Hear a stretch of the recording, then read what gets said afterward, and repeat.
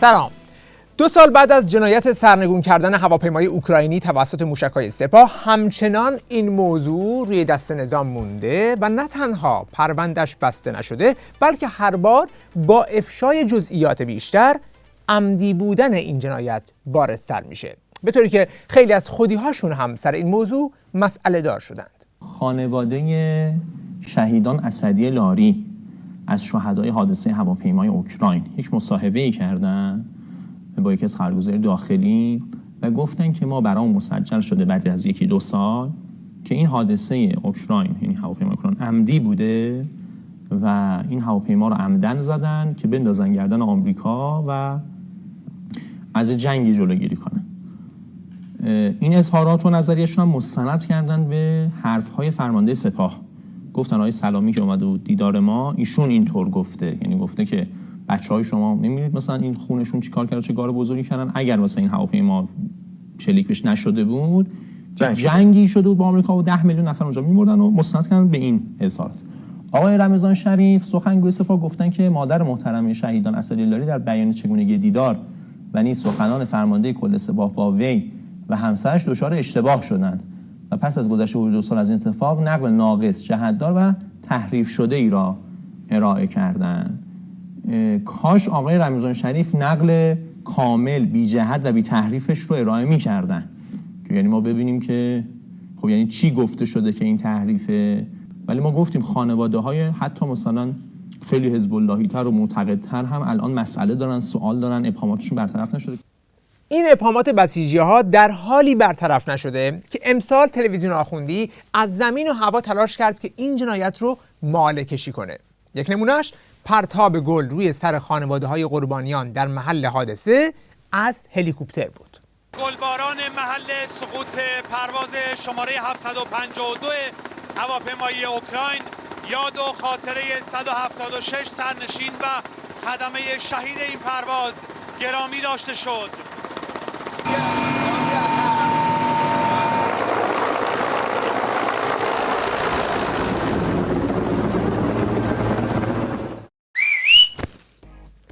اولا چرا خبرنگار داره گل میریزه؟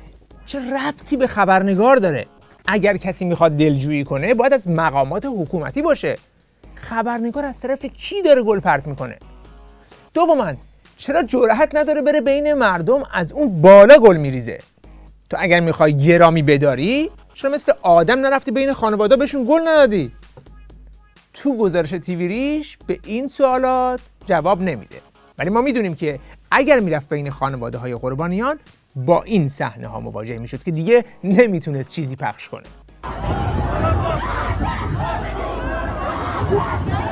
اون ابلیسی که دم از قرامت زده، همینجا میگم تا روزی که زنده هستم خون بچه های من قیمت نداره.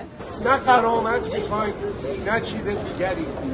ما ها اونقدر غیرت داریم که خون بچه همون رو با خون معامله نکنیم. من از دادگاه نمایشی اینا هیچ گونه شکایتی ندارم، فقط از سرداران سپاه و از علی خامنه‌ای. یکی دیگه از تلاش‌های تیوی ریش برای ماله‌کشی این جنایت پخش یک گزارش بود که توی اون ته خط مردم چیزی هم بدهکار می‌شدن به این رژیم که چقدر توی این قضیه خوب، نه بهتر از همه کشور دنیا عمل کرده. ایران برای این خطای انسانی همکاری‌های متعددی با مجامع بین‌المللی و حتی داوطلبانه انجام داد. اما چنین اتفاقاتی در جهان هم رخ داده که پرونده‌اش پایان مشابهی نداشته. حالا ببینید که توی این گزارش چطوری میخواد ثابت کنه که کل ماجرا فقط یه خطای انسانی بوده که طرف نتونسته شمال و جنوب رو درست تشخیص بده، یعنی فقط زرهی موشک‌انداز رو برعکس پارک کرده. در گزارش 138 صفحه‌ای این کمیته که در واپسین روزهای اسفند سال گذشته و بعد از 1 سال تحقیقات همه جانبه کارشناسان منتشر شد، چند نکته کلیدی وجود دارد. اما نکته اول، ساعت 4:54 روز حادثه در چینش یک سامانه پدافندی تغییری رخ می‌دهد که موجب تغییر در سمت سامانه می‌شود. در ادامه کاربر جهت شمال سامانه را اصلاح نمی کند و در نتیجه جهت اشیای مشاهده شده در رادار را با افزایشی 105 درجه‌ای تشخیص می دهد. در نتیجه هواپیمای اوکراینی را که در جهت 143 درجه در حرکت بود در حال حرکت در زاویه 250 درجه‌ای و در نتیجه نیروی متخاصم تشخیص می دهد. اگر ما فرض کنیم که سامانه اینجا بوده و فرودگاه امام اینجا بوده و تهران جای من قرار داشته، اپراتور به جای اینی که هواپیما رو ببینه که از این سمت داره به سمت تقریبا غرب نزدیک میشه، میدید که هواپیما داره از سمت غرب، جنوب غربی، از سمت عراق داره میاد به سمت اپراتور و به سمت تهران. بله، پس نتیجه 1 سال تحقیقات کارشناسی این بوده که فهمیدن اپراتور نصف شب خودرو رو 100 متر جابجا کرده و توی این 100 متر شمال و جنوب رو قاطی کرده. بعدم سرشو کرده توی رادارش، همینطوری یه نقطه توی رادار اومده، اینم تق دکمه رو زده. ببین این سلاح پدافندی که باهاش شلیک شده تراکتور نبوده، سامانه موشکی 25 میلیون دلاری تور اموان بوده. بعد شمال و جنوب رو درست نمیتونست تشخیص بده. آخه ببین هر کی سربازی رفته باشه میدونه که آموزش جهتیابی جزو اولین آموزش هاست. یعنی سرباز باید بتونه بدون هیچ وسیله‌ای توی شب و روز شمال رو پیدا کنه. تور اموان که هیچ، ستاره قطبی هم تو آسمون نبود که شمال رو درست تشخیص بدی. ببین کریستوف کلمب تو قرن 15 با کشتی بادبانی جهت رو تشخیص داد رفت. بعد تو قرن 21 با تور اموان شمال رو قاطی کردی؟ یعنی یه قطنمام اونجا نبود؟ تو گزارش نوشته جابجایی ساعت 4:54 صورت گرفته، یعنی 1 ساعت قبل از شلیک. توی این 1 ساعت هم شمال رو پیدا نکردی؟ اونم تو شرایط آماده باش 3-3. اگر با تور اموان نمیشه شمال و جنوب رو پیدا کرد، پس چرا اون وقتی که تازه خریده بودید اینطوری تبلیغشو میکردید؟ مجموعه پیشرفته پدافند هوایی تو M1 در سیستم پدافند نیروی هوایی سپاه پاسداران انقلاب اسلامی به کار گرفته شد. این مجموعه جدید با قدرت مانور بسیار بالا و واکنش سریع بسیار دقیق عمل می‌کند.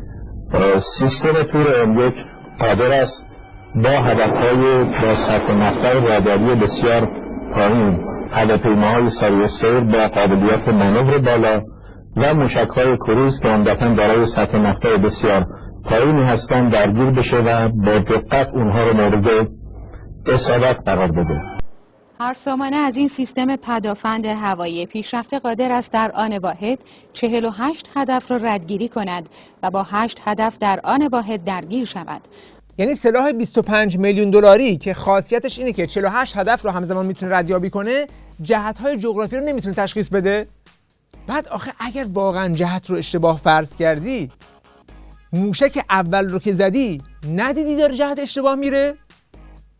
دیگه موشک رو میبینی دیگه موشک پرواز میکنه، پس چرا 20 ثانیه بعد دومی رو زدی؟ سوال بعد، اگر همه قضیه فقط همین اشتباه جهت یابی بوده، چرا 1 سال طول کشید که اینو در بیارید؟ همون فردا صبحش چرا اعلام نکردید؟ مگر اینکه بگی 1 سال طول کشید که بریم مهندسی معکوس کنیم. مشخصا اینها متاسفانه این عبارت هم بد نیست بنویسید، مهندسی معکوس دارن میکنن. این که اینجا نوشتن سانحه احتمال داره که روشن بود حرفم چی بود؟ مهندسی معکوس رو شما متوجه شدید؟ این نتیجه مشخص دارن بقیه‌اش رو، یعنی دارن میرن اطلاعات قبلی رو درست میکنن.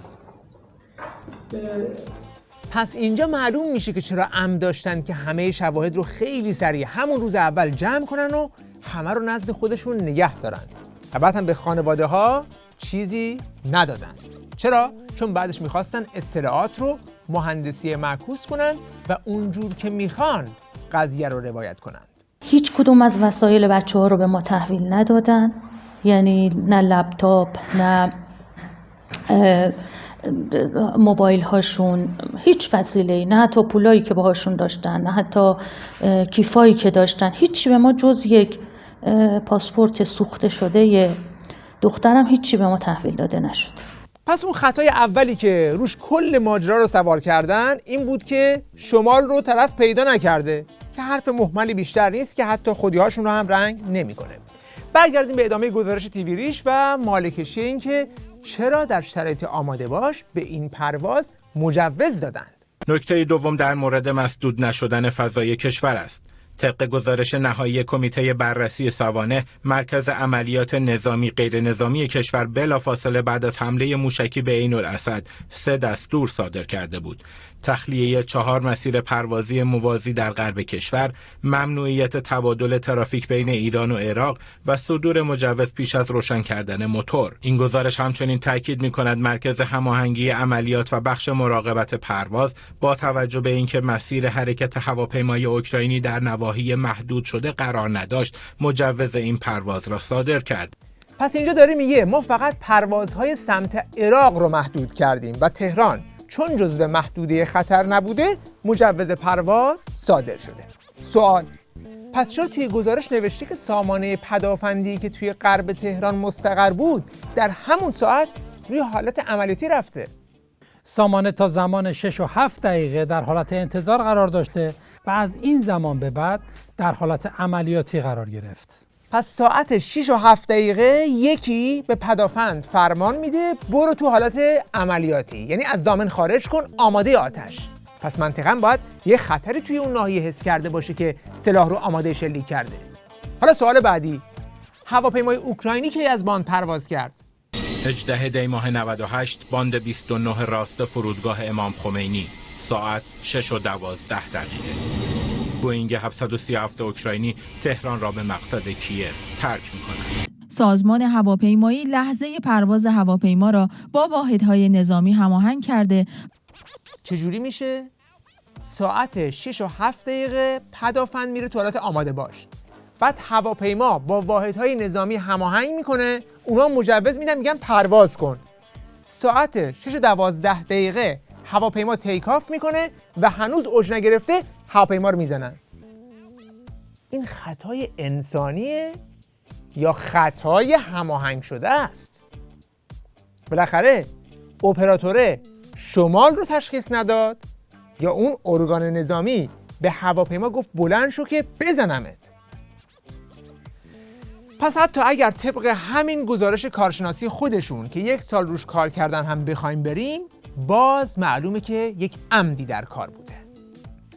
حالا بریم سراغ روایتی که میتونه به واقعیت نزدیکتر باشه. این رو گوش کنید. روز 13 دی 1398 آمریکا قاسم سلیمانی رو کتلت میکنه. مقامات گنده نظام هم در مقابل به تهدید و وعده انتقام سخت روی آوردند. انتقام میگیریم، سخت، محکم، پشیمان کننده. روز 14 دی ترامپ در پاسخ به تهدیدات مقامات نظام ولایت یک توییت کرد که اگر ما رو بزنید ما هم 52 نقطه رو خیلی سخت و سریع هدف قرار میدیم.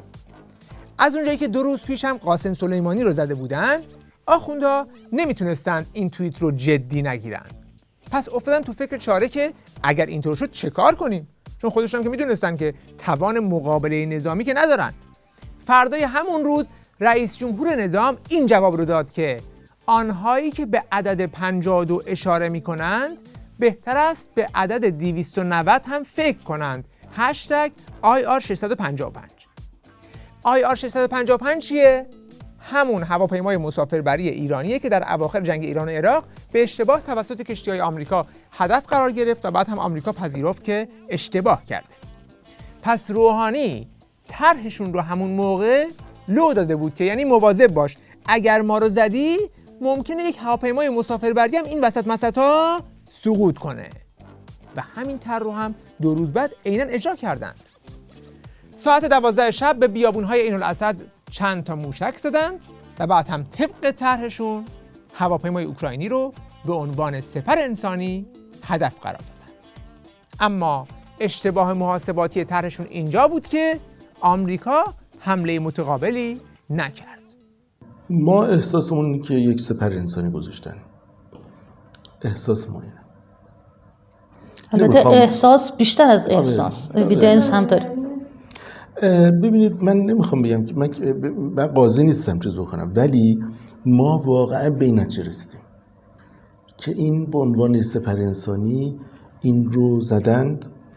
میخواستم بندازن گردن آمریکا، کما اینکه این کار رو در اقدامات مشابهی هم انجام داده بود قبلا. معنی مفهومش اینه که در حقیقت این اتفاق بالاخره اتفاق سهوی نبوده، اتفاق از رو اشتباه نبوده، همه میدونستن. ترامپ حدود ساعت مثلا شاید همون اولش فهمیدن که بالاخره اونها هواپیما بلند شده بودن F-35 از حضورتون که و دستور گرفتن که بشینن. این که ترامپ مصاحبهش رو در روز یعنی سه‌شنبه شب که میشد چهارشنبه نزدیک ظهر ما مثلا میشد لغو کرد، این یک پیام بسیار مهم بود که فرماندهان ارشد مملکت گرفتن پیامش رو. به تعبیری گفتن که انگار استخر آب سرد بود که رودمون ریختن. ما انتظار یک اقدام خیلی شدیدتری از آمریکا داشتیم، ولی آمریکا دیگه این کارو نکرد. اینها رو بذاریم کنار هم دیگه، مشخصه که سناریو به اون چیزی که گفتم خدمتتون میرسیم، یعنی اینکه سپر انسانی و اینکه بعدش هم بزنن گردن آمریکا. این حرف که با شلیک به این هواپیما قصد داشتن جلوی حملات آمریکا رو بگیرن هم به صراحت خود سلامی به این خانواده گفته بود، چون این خانواده که در زمان سقوط هواپیما از مقامات حکومتی بودند، بعد از 2 سال 2 تا مصاحبه مفصل کردند که در هر دو به این موضوع اشاره شده. دفاعشون چی هست در مقابل این فرضیه؟ دفاع چیه؟ اصلا خودشون اینو میگن. چی میگن؟ میگن اگر این هواپیما نمیافتاد جنگ سختی همون روز بعد اتفاق میافتاد، آمریکا حمله میکرد و 10 میلیون جمعیت شاید در خطر بودن. این که خودشون کی هستند رو توی این فیلم حذف کردند، اما در مصاحبه اولی که این 2 نفر انجام دادند و توی سایت‌های خودشون هم منتشر شده، قضیه رو کاملتر لو دادند و اون خودشون رو معرفی کردند. آقای سلامی اومد بعد گفتن شما میدونید بچه‌های شما چه جایگاهی دارن و از شهید وسط جبهه جنگ نقششون بیشتره. میدونید اگر اینا نبودن چه جنگی میشد؟ گفت اگر این اتفاق نمیافتاد 10 میلیون جمعیت کشته میشد و این واقعه باعث شد که این جنگ رخ نده. البته اینجا هم بعدش سخنگوی سپاه رو در نقش مالکش فرستادن که بگه سلامی خونه اونا رفته، ولی اینجوری نگفته. ولی چی گفته و چه جوری گفته رو نمیگه که این مالکش رو حتی بسیجی‌ها هم قبول نکردند. در طرف مقابل حل پازل سپر انسانی کار مشکلی نیست و قطعات زیادی وجود داره که این پازل رو تکمیل میکنه. یکی از این قطعات گزارش خانواده‌های قربانیان این جنایته که در اون گفتن اطلاعاتی دارند که قبل از سوار شدن مسافران مأموران سپاه در فرودگاه چک کردند که کسی تابعیت آمریکایی نداشته باشه و حتی اشاره شده که چند نفر رو در لحظه آخر شاید به همین دلیل پیاده کردند. در ایست و بازرسی فرودگاه که توسط سپاه کنترل می شود، از برخی مسافران پرسیده شد آیا پاسپورت آمریکایی دارند و آیا قصد رفتن به ایالات متحده را داشتند. برخی از قربانیان در آخرین مکالمه پیش از پرواز خبر از پیاده شدن برخی مسافران داده بودند. بنابراین به نظر میرسه که اونی که مجوز پرواز به این هواپیما داده خودش میدونسته که با این هواپیما قراره چیکار کنه و به همین خاطر از ترسش مسافران با تابعیت آمریکایی رو خارج کرده که یه وقت نگن شهروند آمریکایی زدید و همین عواقب بعدی براشون داشته باشه. در ادامه مالکشی این قضیه برای اینکه بگن ما داریم عاملان و آمران این جنایت رو مجازات میکنیم، یه دادگاه نمایشی هم راه انداختند که توی 2 سال فقط 2 جلسش برگزار شده و بعدش هم دوباره پرونده رو برگردوندن به دادسرای نظامی. حالا ببینید که با همین 2 جلسه چطوری پوز میدن. کنم. سازمان قضایی نیروهای مسلح به دنبال تحقیقاتی که انجام داد، متهمان حادثه را بازداشت کرد. محاکمه متهمان همچنان در جریان هست و تاکنون 2 جلسه برگزار شده. 2 جلسه هم در دادگاه برگزار شد با حضور شوکات و اولیاء دم مقتولین،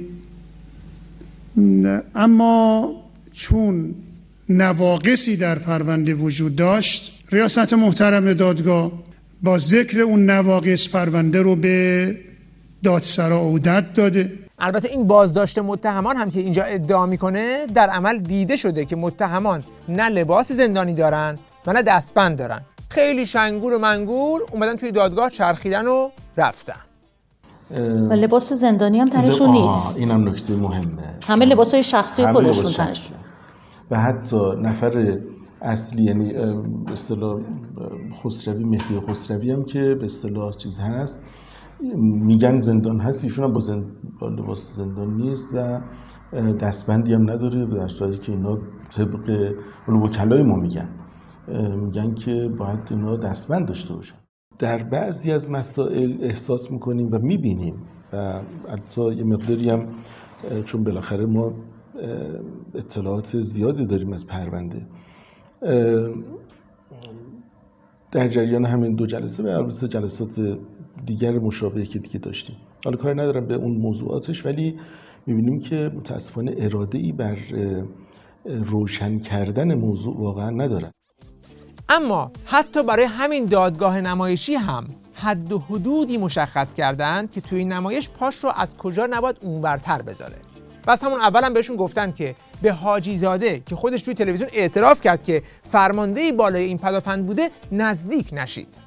آقای حاجی زاده هم در واقع بفهمید که ازشون سوال شده، در واقع متهم هستند. تفهیم اتهام هم شده، منتها منع تعقیب براشون صادر شده. یعنی این شما ببینید نتیجه دادگاه چه خواهد بود. اینم جدید اتفاق افتاده. یعنی حتی اگر متهم هم بشن منع تعقیب دارن، در نتیجه دادگاه هرچی که حکم بده، چون دستور از بالا رسیده که ایشون نمیتونه بله ایشون آزاد.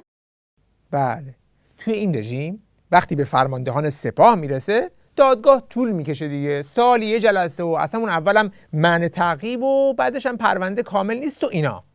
ولی وقتی به مجاهدین میرسه دادگاه 2 3 4 10 دقیقه همه مراحل رو طی میکنه و حکم صادر میشه. در دهه 60 آیا یک متهم حق داشت وکیل مدافع داشته باشه در جلسه دادگاه؟ حقیقتش یادم نیست. یک جلسه دادگاهی چه مدت زمانی طول میکشه؟ بر اساس صحبتایی که با زندانیا میکردم از حدود 10 دقیقه میتونسته طول بکشه تا 1 ساعت تا 2 ساعت.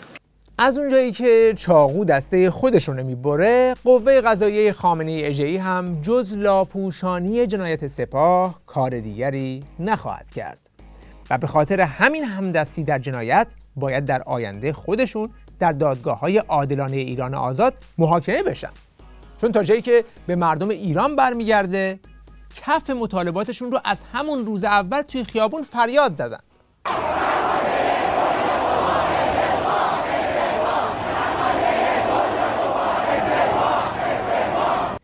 اگر این حکم حداقلی رو میتونی صادر کنی بسم الله، اگر نه دیگه این سیرک رو جمعش کنید دیگه، این فیلم ها دیگه خریدار نداره. وقت بخیر و خدا نگهدار.